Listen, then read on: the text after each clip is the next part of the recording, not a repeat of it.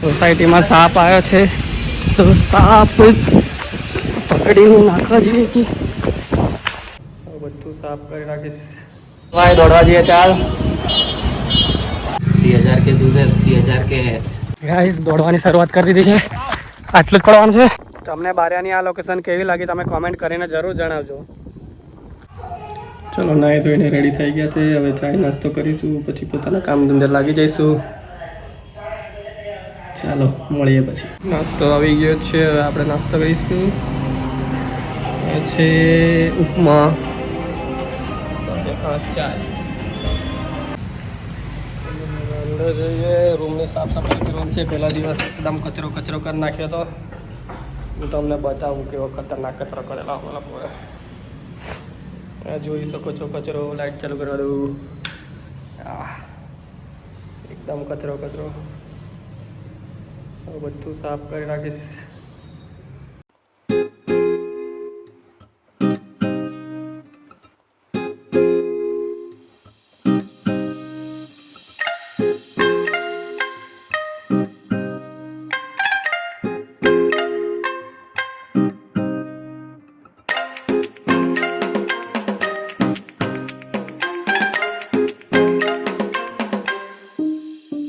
સફાઈ ડન. સોસાયટીમાં સાપ આવ્યો છે તો સાપ પકડીને નાખવા જઈએ છીએ.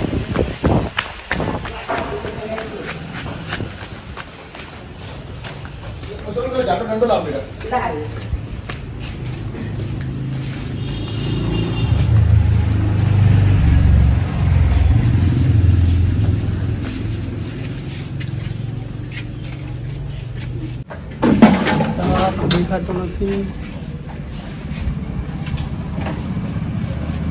ભાગી ગયો લાગે છે.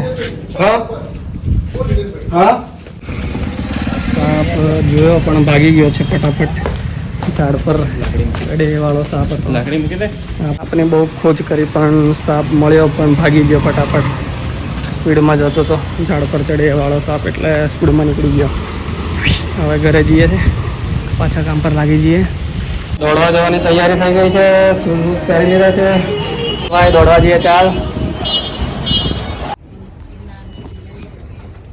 હેલો ગાઈસ,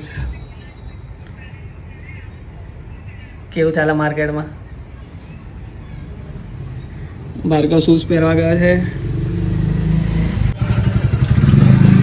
80,000 के शूज है, 80,000 के है. 80,000 ના શૂઝ સફેદ કલરના ગંદા જ થવાના છે તારા. भाई 1000 ना તો હવે ગંદા તો થવાના જ છે. 1000 ના હોય તો બી. આગળ લડાઈ ચાલી રહી છે. પહેલા લડાઈ લેવા દઈએ પછી આપણે આગળ જઈશું. આપણે અહીંયા જ ઊભી રાખી દઈએ. ખાલી ખોટું ઓકે ગાઈસ હવે દોડવાની શરૂઆત કરીએ. એકદમ મસ્ત જગ્યાએ. भाई ચાલવાનું પેલું. આ અમારી સ્કૂટી અહીંયા પાર્ક કરી દીધી છે. મસ્ત એટમોસ્ફિયરમાં દોડવા આવ્યા છે. ખુલ્લા વાતાવરણમાં એકદમ મસ્ત. શું કહેવાય એને?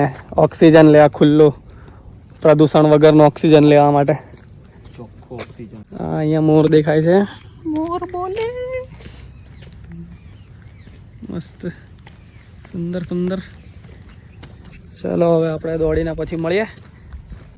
ગાઈસ અમે 2 કિલોમીટર ઉપર ચાલી લીધા છે.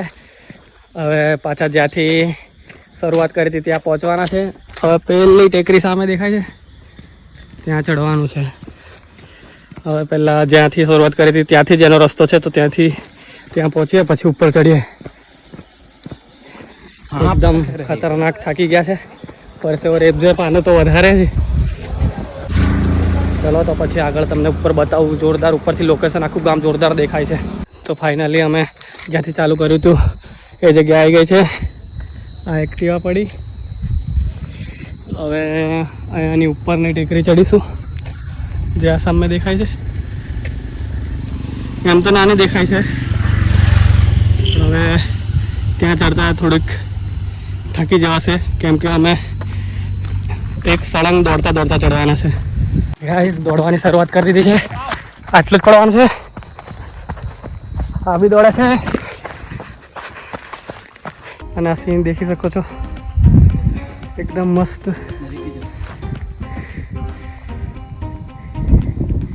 ટાટા. તો ફાઇનલી અમે પહોંચી ગયા છે.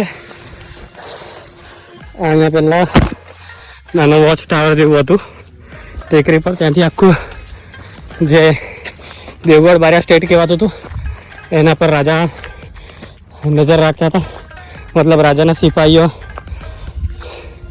ચડીએ હવે આપણે ઉપર. ખૂબસૂરત નજારા દેવગઢ દેખાય છે. એ ડુંગર પર બી આપણે કોઈ દિવસ જઈશું ત્યારે વ્લોગ બનાવીશું, ત્યારે દેખી લેજો. આગળથી બતાવું.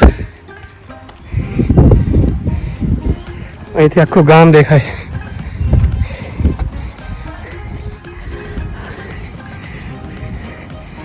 આખું ગામ આ જોઈ શકો છો. આજે સામે દેખાય છે રાજમહેલ છે. પેલા દૂર દેખાય છે હા એ લાલ બંગલો છે, અને આ બે બિલ્ડિંગની વચ્ચે દેખાય છે એ સાગર મહેલ છે. આ છે અમારું સુંદર ગામ.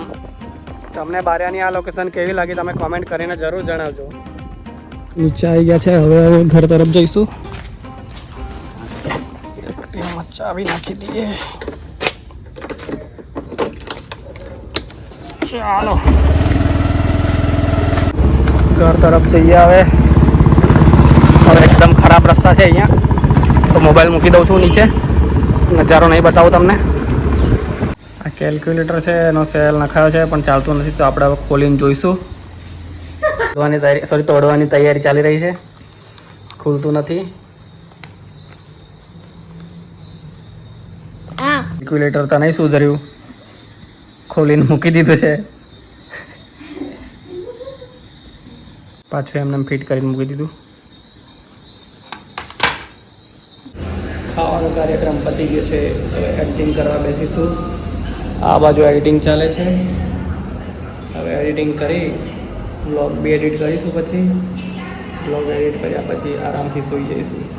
તો તમને મારો બ્લોગ પસંદ આવ્યો હોય તો લાઈક કરજો, શેર કરજો અને સબસ્ક્રાઈબ કરજો, અને બધાને મોકલજો. Bye bye.